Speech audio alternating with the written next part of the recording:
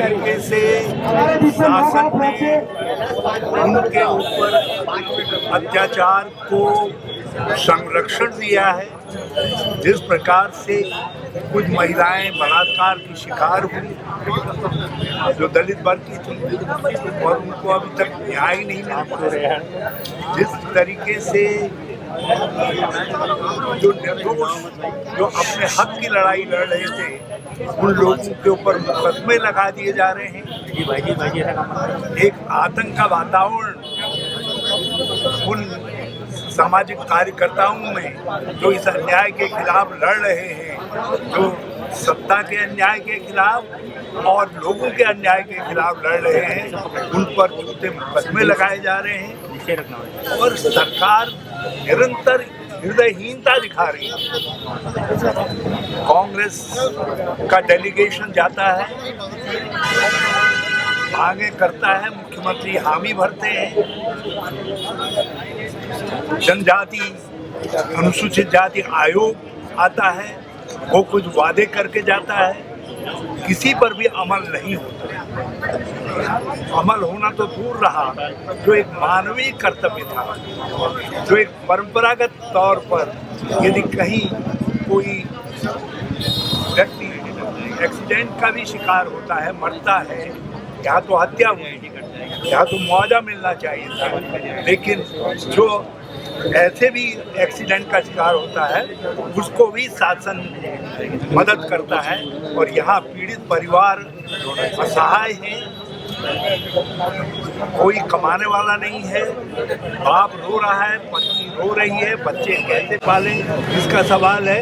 और राज्य सरकार, केंद्र सरकार एक पैसा भी मदद के तौर पर नहीं देगी। एक दोहरे मापदंड राज्य के अंदर एक तरफ दलित वर्ग के लिए और दूसरे मापदंड दूसरे लोगों के लिए बनाए जा रहे हैं। इन सबसे आक्रोशित लोग आज राज्य के कोने कोने से यहाँ पर आए और ये इस बात से भी आक्रोशित है कि आप आरक्षित पदों को भी नहीं भर रहे हैं, बड़ी संख्या में आरक्षित पद खाली हैं। और भी बहुत सारे सवाल हैं जो हमारे शिल्पकार वर्ग के, दलित वर्ग के हैं। आप उन सवालों का कोई समाधान नहीं निकाल रहे हैं, उनको लटकाने का काम कर रहे हैं। निरंतर अत्याचार की पराकाष्ठा है।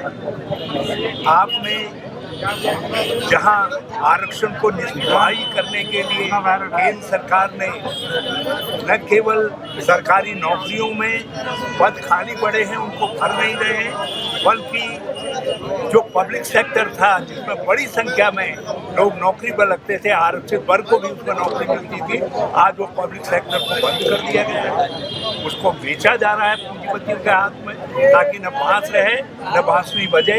तो ये सारी चीज़ें हैं जिससे हमारा कमजोर समाज जो है विलित है, दलित वर्ग विलित है और हम उनके साथ खड़े हैं, कांग्रेस उनके साथ खड़ी है। कल हमने मानवता के सर्वश्रेष्ठ पुरुष, युग पुरुष महात्मा गांधी को श्रद्धांजलि दी, उनको याद किया उनके जन्मदिन पर, लोगों को बधाइयाँ दी उनके जन्मदिन पर।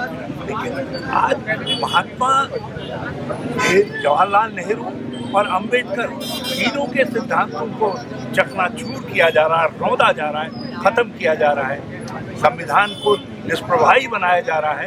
ये सारी चीज़ें हैं जिनके खिलाफ जो है ये हमारे सब लोग आए हैं, पूरा समाज आया है और पहली बार मुझको इतने स्पष्ट और इतने बड़े पैमाने पर आक्रोश व्यक्त करने के लिए दलित वर्ग के लोग आए हैं यहाँ पर। और मैं समझता हूँ ये सरकार के लिए ये खतरे की घंटी है, ये चेतें और जहाँ जहाँ इस तरीके की घटनाएं हैं उन पर शीघ्र न्याय दें, बेलड़ा न्याय दें लोगों को और साथ साथ जो है जो पद रिक्त पड़े हुए उनको भरने का काम करें।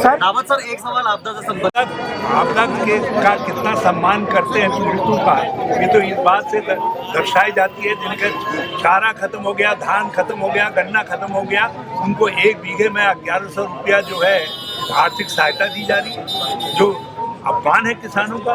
दलितों का अपमान कर रही है, उनका मान मर्दन कर रही है, ये किसानों का अपमान कर रही है, नौजवानों का अपमान कर रही है, ये महिलाओं का अपमान कर रही है, जो अंकिता आदि प्रकरणों में स्पष्ट दिखाई दे रहा है। तो ये तो हर किसी के विरोध में है, मजदूरों के विरोध में है, इंसानों के विरोध में है। जो आज की व्यवस्था है ये कुछ पूंजीपतियों के हाथ में है, या अडानी अंबानी की सरकार है, करोड़पति खरबपतियों की सरकार है। गरीबों से इनका कोई वास्ता नहीं। सर देश हिटलरशाही नहीं सहेंगे, वादाखिलाफी नहीं सहेंगे। माननीय महानगर अध्यक्ष जी, इजाजत हो तो मैं संबोधन शुरू करूं।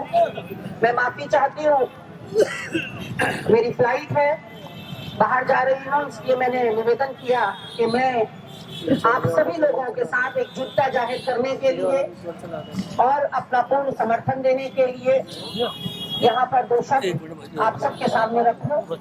वाकई में जिस मकसद को लेकर माननीय अध्यक्ष जी के पराकाष्ठा होगी जब लोग प्रदेश की 2 बहनों ने अपना सिर का मुंडन किया, और महिलाएं कब मुंडन करती है आप समझ सकते हैं, उससे बड़ा आक्रोश नहीं हो सकता। आज हम यहाँ बैठे हैं, जब से बीजेपी की सरकार बनी है लगातार दलितों का उत्पीड़न बढ़ा है। बेलड़ा कांड में 2 लोग मारे गए और गरीबों के ऊपर झूठे मुकदमे दर्ज किए गए। पूरा हमारा शिष्टमंडल मिलकर आया, मुख्यमंत्री से वादा किया गया था हम न्याय करेंगे, किसी भी ऐसे व्यक्ति को प्रताड़ित नहीं किया जाएगा जो दोषी नहीं है, लेकिन आज तक कोई कार्रवाई नहीं हुई। पर जो मृतक हैं उनको अभी तक उनके परिवारों को मुआवजा नहीं मिला, जो कानून है कि उनको मुआवजा मिलना वो अभी तक नहीं दिया गया। उत्तरकाशी जनपद में 4 SC/ST की बहनों का बलात्कार हुआ, आज तक मुआवजा नहीं मिला। जो कानून है SC/ST एक्ट में भी और पोक्सो एक्ट में भी, उसके तहत जो कानूनी सहायता मिलनी चाहिए तो वो आज तक नहीं मिली। और जगदीश हत्याकांड, अनेकों कांड, एक अधिवक्ताओं की सूची जारी होती है, सबका साथ सबका विकास कहने वाली पार्टी ने एक भी दलित को उसमें स्थान नहीं दिया, एक भी माइनॉरिटी को उसमें स्थान नहीं दिया। ये अपने आप में साबित करता है कि भारतीय जनता पार्टी केवल और केवल अमीरों और धन्ना सेठ और मजबूत लोगों के साथ खड़ी है।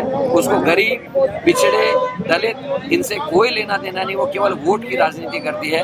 बाकी वो ना तो न्याय करती है, ना कानूनों का पालन करती है। संविधान ने जो अधिकार हमको प्रदत्त किए हैं उनका भी पालन भारतीय जनता पार्टी की सरकार नहीं कर रही है, जो अपने में अफसोस है।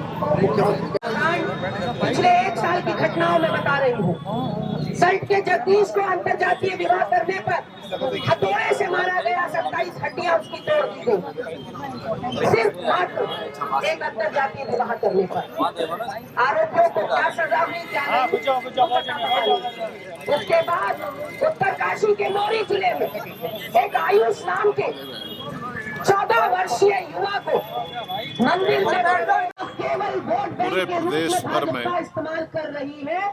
भाजपा सरकार ने अब चेतने का समय है, ये जागने का समय है। आपने देखा बना दिया है, एक सैलाब, एक समुंदर उमड़ा और रामलीला मैदान आज OPS के लिए, उत्तराखंड उसमें का सारे वर्ग के अनुसूचित लोग, जाति समाज हो, दलित समाज हो, कमजोर तबका हो, आदमी वहाँ पहुंचा शोषित हुआ समाज, है। अल्पसंख्यक लेकिन किसी समाज चैनल ने आपको वो भीड़ नहीं दिखाई। डरा हुआ है, और फिर कहते हैं हमें गोदी में लिया भयभीत मत है, करो। एक माहौल बन चुका है डर का। अगर और आम जिस तरह इंसान की की आवाज नहीं उठाएगा आज से पत्रकार, जिस तरह की दुर्घटनाएं, जिस तरह का हत्याएं हो रही हैं, बलात्कार हो रहे हैं और सरकार खामोश है, और ऐसा लगता है कि सरकार का पूरा संरक्षण उन अपराधियों के साथ है। जैसा कि जगदीश की हत्या होती है, अल्मोड़ा में एक युवा की हत्या हो जाती है, उसका कसूर ये सिर्फ ये होता है कि उसने एक सामान्य जाति की बेटी के साथ विवाह किया। उत्तरकाशी में लड़कियों के साथ बलात्कार होता है, 4 लड़कियों के साथ जो दलित परिवार के उनके साथ बलात्कार होता है, कोई कार्रवाई नहीं होती, अपराधियों को के खिलाफ कोई कार्रवाई नहीं होती है, मंदिरों में जाने से रोका जाता है।